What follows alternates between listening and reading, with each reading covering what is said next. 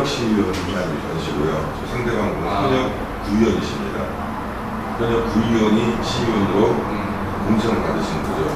근데 요 상대방이 구의원으로서 많은 활동을 하셨더라고요. 다니다 보면은 인지도가 상당히 높습니다. 그분의 상황을 이야기하시는 부분이 많이 있고, 때때로 이제 그 지역에서 이러저러한 그 지역 그 민원들을 해결을 했다라고 하는 그러한 이야기도 많이 있고, 지역 유지들과의 친분도 아주 두터운 분으로 알고 있습니다. 활동을 많이 하신 훌륭한 분이라고 생각을 합니다만은, 기본적으로 이제 아까 우리 구의원 후보도 왔다 갔습니다. 구의원이 할 일과 시의원이 할 일은 좀 다르다. 그분은 구의원으로서 아주 큰 역할을 해주시고 훌륭하게 일을 해주셨습니다만은, 또 시의원으로서 역할은 얼마나 잘할 수 있을 것인가 하는 것이 제가 내세우는 차별점 중에 하나고요. 지역 정세에는 이제 젊은 층이라고 얘기했습니다만은, 제가 지역구로 가지고 있는 상인동, 일산동, 도원동, 아까 전에 얘기한 소각골 이런 특이한 동네도 있습니다만 거의 신도시 같은 그런 느낌입니다. 물론 월성 신촌도 더 많이 새로운 인물들이 들어서 하십니다만 가끔 이런 얘기하죠. 제가 있는 다른 지역하고 비교하는 게 좀 죄송합니다만 대구 지역에서 누가 민주당을 지지하는 세력, 뭐라고 표현해야 될까요? 민주 세력을 얘기합시다. 민주당을 지지하는 세력이 가장 큰 것이 수성구라고 보통들 이야기합니다. 물론 김부겸 행정부 회감 장관님의 업적도 있고 김부겸하고 이런 것도 있습니다만은 실제로 각 언론사 몇몇 언론사라고 해야 되겠습니다만은 그들이 조사하는 바에 의하면은 오히려 수성구보다 달서구가 민주당 지지세가 더 강하다라고 하는 그러한 조사도 나와 있다고 알고 있습니다. 아파트가 참 많아요. 기존의 정치 구도는 몇몇 지역 유지들이 특정 후보자들을 지지하거나 특정 후보자들을 연결시켜주면 그 집단들, 그 유지가 관리하는 집단의 사람들이 그 후보자를 일괄적으로 지지해주는 그러한 형태가 예전에 어떤 선거판의 모습이었다고 생각을 합니다. 지금 분명히 달라졌어요. 유권자들이 혁명해 오셨습니다. 비교를 합니다. 내가 어느 동에 속해 있어서 동대표가 누구를 지지하든, 내가 어느 단체에 속해서 그 단체장이 누구를 지지하든 본인이 직접 비교를 하고 선택을 하는 그런 시기라고 생각합니다. 말씀드렸듯이 어떤 평화세 세력의 흐름도 분명히 있을 것이고, 이미 새로운 변화를 요구하는 인식이 더 강한 상황 속에서, 죄송합니다. 상대방을 비방하는 건 전혀 아니고요. 개인들 개인을 비교했을 때 그래도 시의원으로서의 역할을 더 잘 수행할 수 있는 사람이 누군가 판단을 주시라고 믿습니다. 그래서 저는 글쎄요, 아직까지 기존의 사고들, 그다음 상대방 후보가 했던 훌륭한 업적들을 다 인정을 했을 때 제가 절대적으로 우위다라고 볼 수는 없겠습니다만 박빙으로 승리할 수 있다고 확신합니다. 스토리텔링 센터 연구소에서 얘기를 하셨잖아요. 그런 전문적인 시선으로 봤을 때 지난 정원교체와 이후 이렇게 사회 분화 현상을 어떻게 바라보는지, 그리고 이거를 대구에서는 어떻게 일어나고 있는지 후보님만의 시선이 있다면. 무슨 의도로 여쭤보는 건 아니지만 스토리텔링과 사회 분화 현상이 어떻게 보는지 그건 모르겠어요. 중학생이 감수적이라고 하나요? 요즘 학자고 하다 보니까 스토리텔링에 관해서 관심을 가졌고, 마침 경북교회가 지금 사건은 없었습니다만 그 스토리텔링에 관해서 이제 관심을 많이 두었기 때문에 저부터 연구소에 유명했고, 저도 공부 좀 했었고 하는 그런 과정들이 있습니다. 근데 이거 별도로 그 문학을 한다는 것 자체가 네. 사람들을 이해하는 학문이고, 문학이 이제 가끔 사람들이 외골수로 골방에 처박혀서 글쓰고 책임 정도로 생각하기 쉬운데, 문학은 전반적인 인간에 대한 이해다 보니까 인간 사람들, 인간적 세에 관한 흐름도 한번 파악을 해보고 싶은 그런 욕구들, 그리고 그러한 작업들을 하고 있는 사실입니다. 네. 그래서 의외로 인문학적인 관점에서 그 말씀인데, 정보교체 이후 사회 변화 현상 이렇게 말씀해 주셨습니다만은, 실제로 그 정권 교체가 촛불혁명의 어떤 결과로 이루어진 증거라고 생각을 하고 있고요. 정권 교체는 일단 하나의 형상 시작인데, 그 연원에는 촛불혁명에 이거한 국민들의 자각들이 분명히 존재했다고 생각을 합니다. 과감히 촛불혁명을 4.19의 완성이라고 저는 생각을 하고 있고요. 4.19가 미완 끝나버리고 6월 항쟁이 부족한 6월 항쟁 역시 4.19의 맥락 속으로 이어져 온 것입니다만은 그 결과가 의도한 대로 되지 않아서 아쉬운 결과가 끝나버린 것이 6월 항쟁이었고, 30년 만에 촛불 항쟁이, 촛불혁명이 4.19를 완성시켰다라고 생각을 하고 있습니다. 이전의 사고하고 다른 사고들이 이제 들어오는 거죠. 혁명이라고 하는 것은 일회성 사건이 아니라 그 이전에 많은 조짐들이 존재해왔고, 그 조짐이라고 하는 건 인식의 변화인 것이고, 혁명 사건이 터지고 난 다음에 그 이후는 그 혁명을 완수하기 위한 과정들이 계속 이어진다고 생각합니다. 프랑스 대혁명은 1789년에 처음에 감옥습격 사건으로 터졌지만은 그 후로 100년 동안 계속해서 반동이 일어나고 또 재혁명이 일어나고 해서 그 파리 교문 등등이 완성될 때까지 100년 정도, 90몇 년이 흘렀듯이 촛불혁명도 지금도 시작이고 그것을 완성해 나가는 과정들이라고 생각을 합니다. 2년 전 대립구도가 지금 사라졌다고 생각을 해요. 요즘에 평화의 시대를 이야기하고 있는데, 그 평화라고 하는 것이 가지는 함축이 굉장히 많이 있습니다만은, 최소한 더 이상 먹히지 않는 빨갱이 그 컴플렉스, 혹은 이념 대립, 이런 것들은 이제 더 이상 우리 사회를 지배하는 그러한 담론은 아닌 것이다 라는 생각이 기본적인 생각입니다. 국민들이 정치를 바라보는 시각들이 달라지기 시작했고요. 정치가 개개인의 삶에 어떤 영향을 미치는지 자각을 했다고 생각을 합니다. 물론 고 노무현 대통령께서 발판을 만들어 주신 것은 것입니다만은 정치인 팬덤들이 생기기 시작했고, 그것이 때때로 반대편들은 과하다고 비난을 하지만 저는 그렇게 생각하지 않거든요. 그건 매우 건강한 현상이고, 그러한 현상들의 결집으로써 장막에 숨어있는 정치가 아니라 겉으로 드러나는 정치가 형성이 되고, 그러한 정치 현상이 일반 개개인의 삶까지 투영되는, 그리고 그것을 받아들일 줄 아는 그러한 문화들이 형성됐다고 생각을 합니다. 뭐 잘 아시겠습니다만은 아직까지 이념을 이야기하시는 분들이 있어요.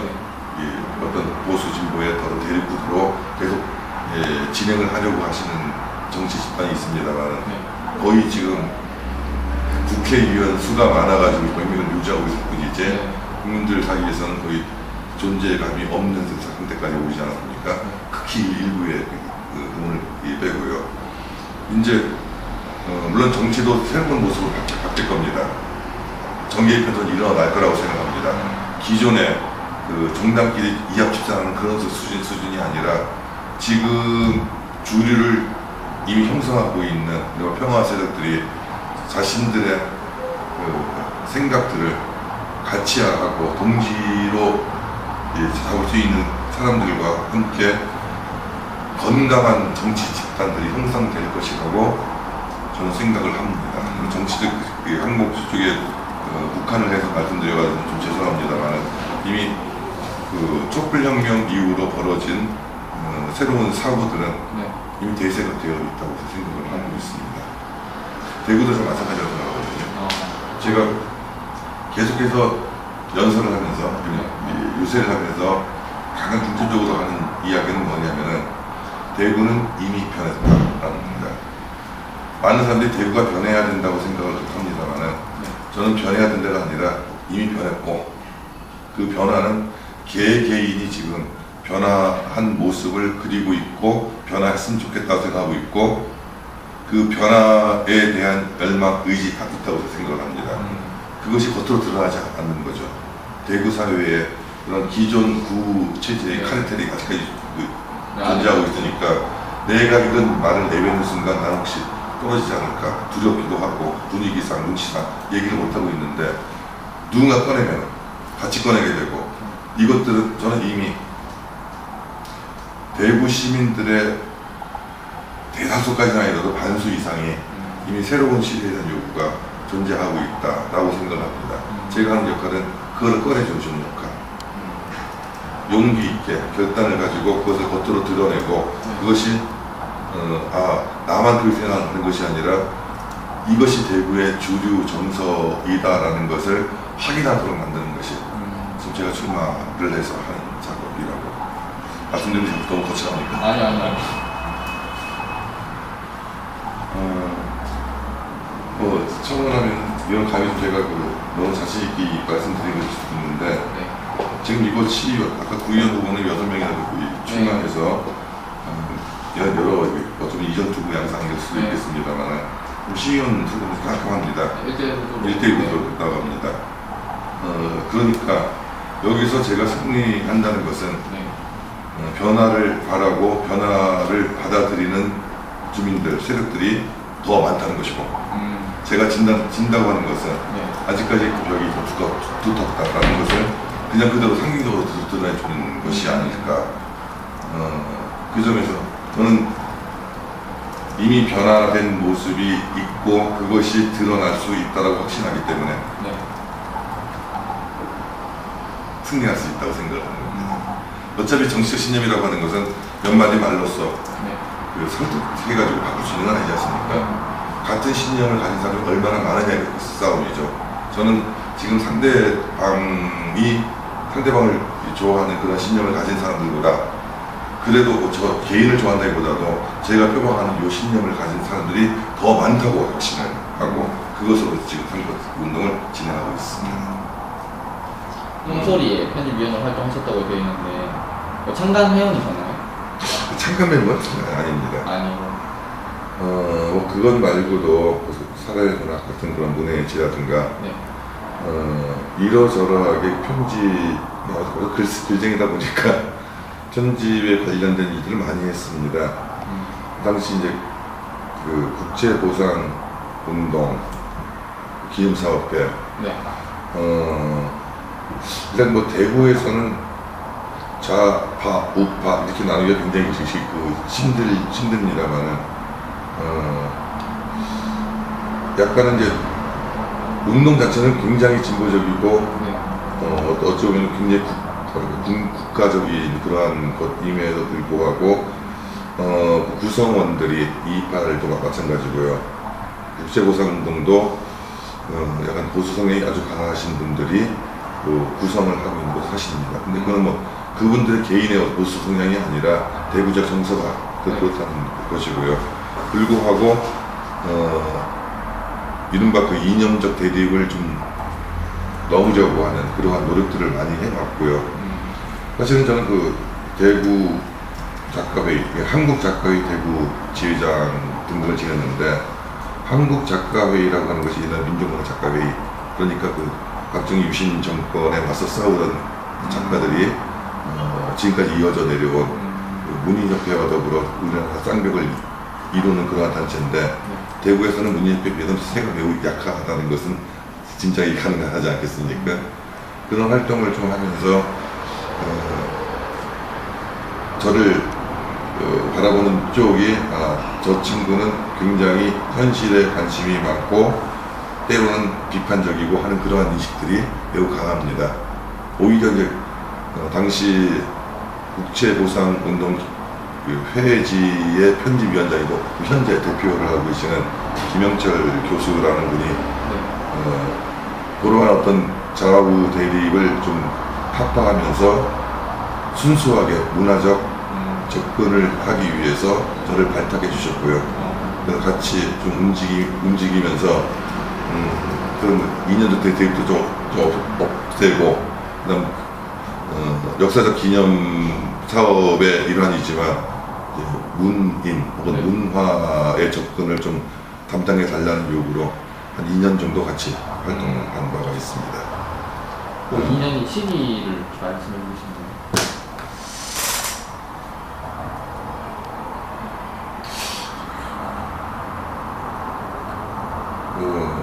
2014, 5년인가? 2014년, 2015년인가?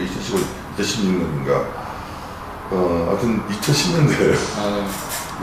어쩌면 최근이라고 볼 수가 있겠죠. 제가 작가회의 회장을 한 것이 2013년이니까 2014년, 2015년 그렇게 기억합니다. 그러다가 2016년에 들어도 계속 진행을 하려다가 제가 워낙 인문학 강연 등이 너무 많이 들어와가지고 편집인으로서 이거는 뭐 이 작업이 싫다 좋다가 아니라 시간적 여유가 정말 없어서 고사를 해서 그만두게 됐습니다. 리더시장 시절부터 좀 눈여겨봤고 청와대 했을 때 우여곡절고사의 18대 그 대선에 출마하시기로 마음 먹었고 그때 굉장히 반가웠고요. 당시 민주통합당이 만들어지기 전에 혁신과 통합 활동을 할 때 같이 동참을 하면서 움직였습니다. 그러다 보니까 18대 대선 과정에서 나름의 역할을 좀 할 수 있었고요. 무엇보다도 그러는 이유는 좀 이걸 자랑이라고 해야 되나 말을 해야 되나 블랙리스트 사건이 있지 않습니까? 블랙리스트 사건이라고 하는 결국은 당시 문재인 대통령 지지자들 그리고 세월호 관련 시국 대담자들 그 다음에 몇몇 문인 단체 예술인 단체들이 제기한 성명서 그리고 박원순 당시 서울시장 후보에 대한 지지 선언자 요 네 선언이 기본으로 시작을 했던 걸로 기억나십니까? 예. 제가 상관함이거든요. 제가 서울 시민이 아니라도 박원순 지지까지는 안 했고요. 대구 이제 문재인 지지 선언, 만명 선언, 그다음에 예술가 자산제 선언, 세월호 선언 거기에 이름이 다 들어 있습니다. 이름이 들어 있는 수준이 아니고요. 문재인 지지 선언 18대 대선 때입니다. 10,000명 문화예술인 10,000명이 당시 영등포에 있었던 민주통합당 당사에 모여서 선언을 했습니다. 그렇다면 각 지역의 문화예술인들의 어떤 성명자, 지지자 명단을 수합을 해야 되지 않겠습니까? 그 일을 제가 했습니다. 여기 대구 경북 네트워크 대표라고 했는데, 그러니까 박근혜 임기 후반에 블랙리스트 사건이 터진 날 저한테 수십 통의 전화가 왔습니다. 누구누구 이름이 있느냐고 그 얘기였죠. 당시 저는 여기 상주에 있는 모 도서관에서 강연을 하고 있었는데 강연이 끝나자마자 전화 한 통이 막 터지는 것이 그러니까 블랙리스트 사건 결국은 이게 제가 당사자들한테 죄를 진 건지 아니면 당사자들에게 고마워해야 되는 건지 모르겠습니다만은 그들이 블랙리스트의 명단에 올라가는데 역할을 한 사람이 저도 저입니다. 그게 사실은 18대 대선에서 가장 큰 사건이었고요. 물론 저는 항상 이번에는 제가 18대 들고 앞장서 나왔습니다만은 뒤에서 그런 작업들을 하는 것이 제 역할이라고 생각을 했고 어쩌면 그때 당시만 하더라도 그냥 단순한 지지선언 무슨 큰 일이겠는가 라고 좀 단순하게 생각하면서 했던 작업인데 어찌 보면은 박근혜 정권을 무너지게 만드는 여러 가지 조건 중에 하나로 작용을 했다는 것이 뿌듯하기도 합니다. 공약 중에 이제 대구 전통 제조업 그걸 이렇게 뭐 발전을 시킨다 그런 게 있었는데 전통 제조업. 다시 말씀드리면 이제 대구가 제가 보기엔 이제 이렇게 할 성장 동력이 없는 도시 같은데 요거에 대한 어떤 방안이나 그런 게 있으시다면 전통 제조업 여러 부분은 사실은 여기 정리해 놓은 그 공약의 대부분이 어쩌면 이건 대통령의 공약입니다. 네. 대통령이 후보 시절에 공약했던 거, 원래 이른바 대통령의 뜻을 이어받는 시의원, 구의원들이 실현시켜 나가야 된다는 차원을 제기한 것이고요. 물론 전통 그 제조업에 대한 부분들, 대구에서 전통 그 제조업이라고 하는 것은 선무산업입니다. 네. 그리고 요즘 최근에 그 영미야 김은정 선수로 뜬 그 안경업 정도 이렇습니다. 근데 사실 대구는 제조업 입지가 매우 좋지 않은 지역입니다. 기본적으로 항만을 끼고 있지 않기 때문에 물류가 아주 힘든 그러한 그 부분이거든요. 네. 그래서 사실은 공항이 매우 중요한 역할을 할 수가 있습니다. 근데 지금 성장 동력, 결국은 제조업이 존재하지 않기 때문에 이렇다 해서 산업이 없고, 그렇다면 소비로 네. 끝나버리고 더 이상 대구의 어떤 성장 동력은 보이지 않는다라고 볼 수가 있겠죠. 그런데 말입니다. 좀 또 과감히 얘기하면은 4차 산업 시대입니다. 4차 그래서 산업이라고 하는 것은 이미 제조는 이런 인공지능 등등의 이거에서 형성되어 가는 과정입니다. 약간 먼 미래를 이야기하면은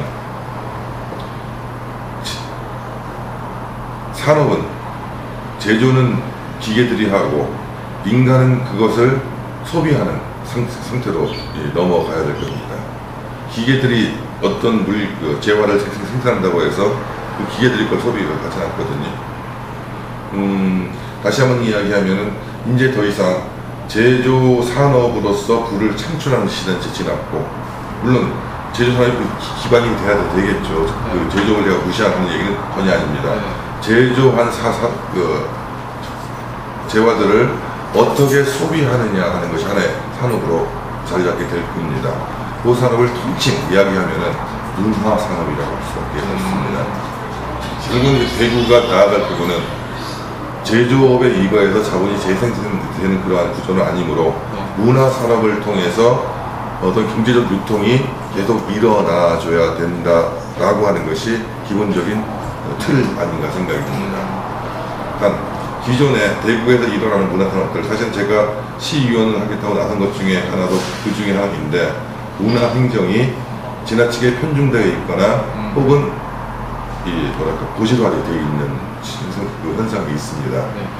문화행정만 약간만 손을 보면은 서울에서 유명한 극단 데려와가지고 대구 사람들 티켓 사가지고 돈 많이 쏟아가 그들이 대구의 그 재화를 가져가는 그런 구조가 아니라 대구 내에서 문화산업으로 경제 유통이 될 수 있는 그런 구조들을 만들어 나갈 수 있습니다. 그러나 아직까지 공약에 반영하지는 않고 개인적인 좀 장기적인 그 생각 중에 하나인데, 공약에 반영을 하면은 욕 들어먹는 부분일 수가 있는데, 저는 대구가 그 실버 시티가 돼야 된다고 생각합니다. 노인들이 잘 사는 도시, 노인을 위한 도시가 돼야 된다고 합니다. 그럼 대부분 많은 사람들이 그럼 대구의 노인 일반 특식을 벌이라는 얘기냐, 대구 그렇지 않아도 보수적이고 꼴통 같은 그런 동네인데 늙은이들만 다 모으라는 얘기냐라고 반응을 합니다.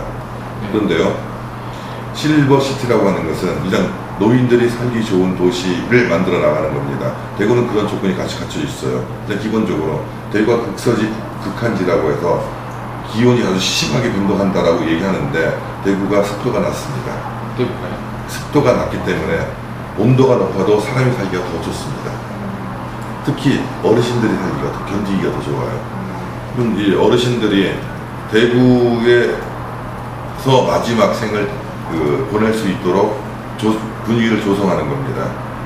특히 다른 도시에서 원래 대구가 고향인 분들 많을 것도 없고 다른 도시에서 경제활동을 하다가 은퇴하신 분들 대구에서 마지막 이 삶을 영위하도록 만드는 겁니다. 그러면 노인들 어떻게 되느냐, 이분들이 제대로 살아갈 수 있도록 의료산업, 그러니까 대구시하고 첨단 의료복지단지를 만들고 있지 않습니까? 네.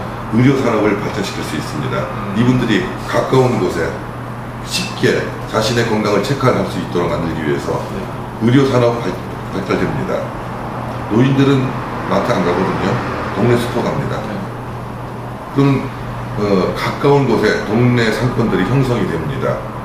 물론 죄송합니다만 이렇게 오신 노인분들은 어느 정도 연금과 내지는 생활 여력이 있으신 그러한 분들이 살기 좋은 동네를 찾아서 온 것이고, 그 노인들을 보필하기 위한 의료산업들, 지역 상권들, 그리고 이 노인들의 거동이라든가 이런 일련의 편의 시설을 위한 여러 가지 건축을 하기 위한 인프라들, 그런 것 때문에 일자리가 형성이 될 수가 있는 겁니다.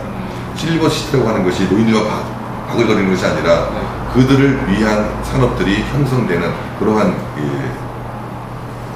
큰 마을, 큰 도시가 될 수 있다는 이야기죠. 이런 것들이 장기적으로 추진이 된다면 타 도시, 그러니까 다른 도시에서 할 수 없는 그러한 인프라 형성이 대구에 가능하지 않을까, 이런 장기적 계획을 좀 생각하고 있습니다. 기본적으로는 지금은 문화산업을 토대로 해서 경제력이 유출되는 문화산업이 아니라 어떤 경제적 통상이 대구 내에서 돌아가고, 그것을 통해서 새로운 경제 한출이 일어날 수 있고, 심지어 대구에서 만들어진 어떤 문화 집중물이 외부에 나가서 돈을 벌어올 수 있는 그러한 문화 토대, 이것이 필요하다고 생각합니다. 요거랑 바로 10번이랑 또 이어서 10번이요? 네. 문화행정 개편이라고 아까 하셨죠. 네. 그게 현재 문제점이 어떻게 일어나고 있나요? 관료들이요, 일을 안 하는 게 아닙니다. 일을 열심히 해요. 그리고 잘하려고 합니다. 그런데 문화행정 차원의 접근을 익숙하지 않다고 느낍니다. 그러니까 잘 모른다는 얘기예요, 쉽게 얘기해서. 그렇다면은 누군가 문화행정을 잘 하는 사람이 옆에서 도움을 준다라고 하면은 솔깃해서 그들한테 일을 맡기기 마련입니다. 지금 지역에서 그러한 일들을 맡아서 하는 몇몇 정도가 아니라 어느 업체가 있습니다. 특정히 거론하기는 좀 약간 비난조가 되기 때문에, 물론 그들이 일을 참 잘해요. 일을 잘하니까 관에서는 일을 잘하는 그 업체에 일을 계속 맡깁니다. 그럼 그 업체는 지금 대구시뿐만 아니라 중구청, 지금 도시인지 재생사업, 혹은 근대로의 거리, 다 그 업체가 한 거거든요. 동일업체. 예, 동일업체입니다. 그 업체가 거의 대부분을 다 맡아서 하고, 실제로 일 수행은 좀 잘 합니다. 그러다 보니까 관에서는 어차피 똑같이 또 드는 돈 맡겨서 성과 나온다는 이야기입니다. 계속 맡겨요. 계속 맡기면 그 업체는 쉽게 해서 지역에서의 문화 권력이 되는 겁니다. 다른 업체들, 다른 집단들이 이런 문화적인 접근을 하더라도 이제 그 업체에 눈치를 보게 되는 겁니다. 심지어 그 업체가 배분까지 가는 거예요. 하나의 문화 권력으로서 존재하게 됩니다. 이런 거 체크를 안 해줍니다. 아무도 못 해줘요. 이걸 체크를 해줄 수 있는 사람은 유일하게 시의원분입니다.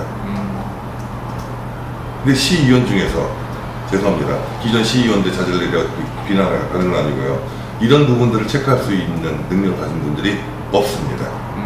그렇기 때문에 나는 전 문인 작가회의라든가 대중문화재단 등등 같이 일을 하면서 이런 부분을 많이 봐왔거든요.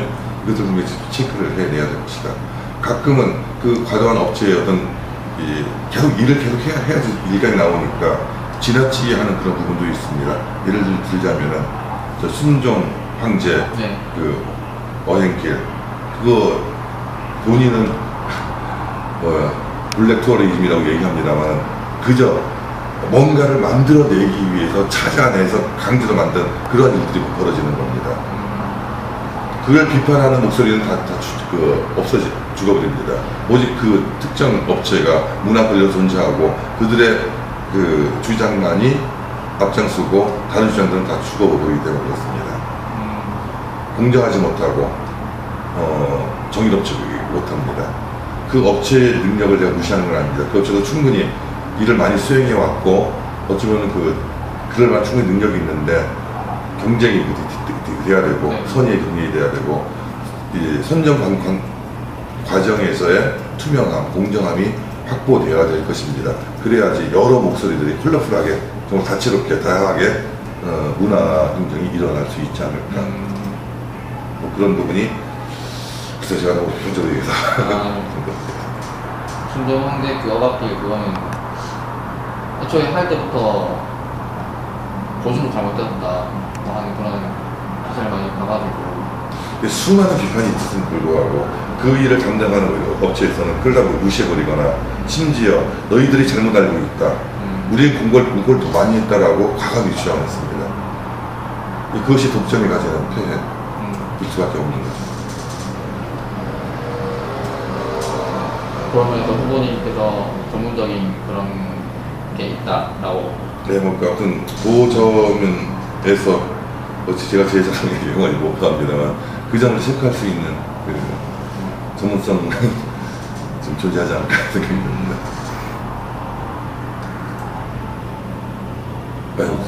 너무 많은 얘기가 나가지고 상황이 안 돼가지고. 후보님 목 괜찮으신가요? 사이에 먹고 있을지 말고